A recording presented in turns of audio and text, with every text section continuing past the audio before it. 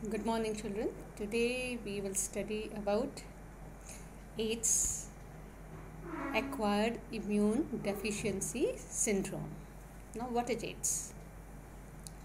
It is a disorder of the cell mediated immune system of the body, and in this, the number of helper T lymphocytes decreases because T lymphocytes help in producing antibodies by B cells, so the defense system of the person becomes weak. Now, AIDS was first noticed in the USA in 1981, and in India it was detected in 1986 in Chennai, Tamil Nadu.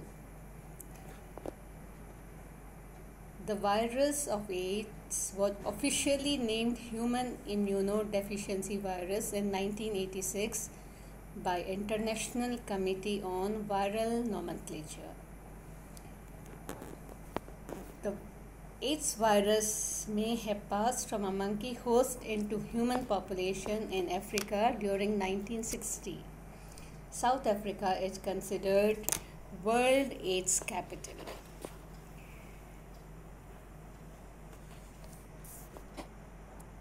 Now, the structure, if we study about the structure also, children, it has a single-stranded RNA and an enzyme known as reverse transcriptase. The causative agent is human immunodeficiency virus. And what is the mode of transmission, children? Sexual contact with infected person, sharing infected needles, or when blood is donated from one person to another person, that blood may be contaminated, from infected mother to the child through placenta, or sometimes artificial insemination, organ transplant, or use of contaminated rages, contaminated needles, syringes in the hospital. These are the mode of transmission of AIDS. Now, what is the mode? How this HIV infects us? Now, first thing, this virus enters the macrophage after entering the body of a person. You know na what are macrophages? Macrophages are one type of monocytes, and they are phagocytic in nature. This virus enters in the macrophage and its RNA then changes into a double-stranded DNA by the enzyme reverse transcriptase. Then this DNA of the virus gets attached, gets incorporated, because if it is outside this chromosome, it cannot make its copies. It has to attach to the chromosome of the cell. So it gets incorporated into the host cell. Host cell's DNA gets attached to that, and then multiple copies of this viruses are produced. Then from the macrophages they enter the T lymphocytes, and these helper T lymphocytes again they make multiple copies of viruses there. So what happens after that? The number of T lymphocytes decreases in the body of the infected person. During this period, the infected person may suffer from fever, diarrhea, weight loss. So the T lymphocytes progressively decrease, and the person starts suffering from infections, mostly of bacteria like TB, mycobacterium, or a fungi or some other parasites.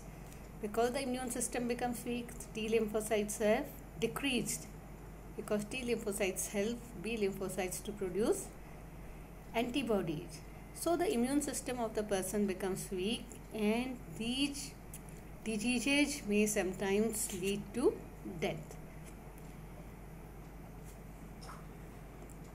So this is again the same life cycle of retrovirus. the viral RNA is entering the cell, it enters the macrophage, makes multiple copies, then from there it enters the helper T lymphocytes, again gets attached to that and makes multiple copies, and the T lymphocytes decrease in number week by end, by which the immune system of the person becomes weak. Now, how can we prevent AIDS? First thing, the incubation period.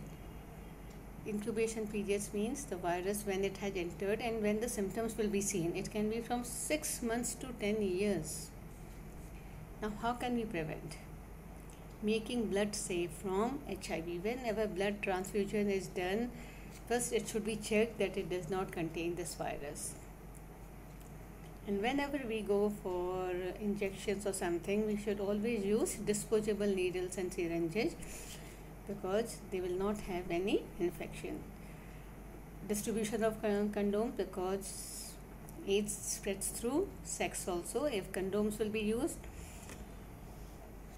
the person will be protected from AIDS, the other person. Controlling drug abuse. In drugs, what happens when people start taking drugs through needles? So the same needle is used by many persons, and if any one of them has this AIDS, the others will also get transmitted by AIDS. So drug abuse means the drugs which are taken for addiction, and these people, if they are suffering, they may transmit it to other persons because it spreads through syringes and needles also. Promoting regular checkup for HIV in susceptible population. Then National AIDS Control Organization and non-governmental organization are trying their best to educate people about AIDS. And WHO had started a number of programs to control the spread of HIV. And that's why December 1 is also recalled as the World AIDS Day. In the barber shop also, we should try to avoid using of the common blades and avoid tattoos, ear and nose piercing from unqualified people. Dentists should use sterilized equipments, and sexual relationship always should be monogamous. Monogamous means we should stick only to one partner. And who are high risk category? Individuals who have multiple sexual partners, or those who go to prostitutes. Drug addicts, because they take intravenous drugs and the same syringe may be used by many people.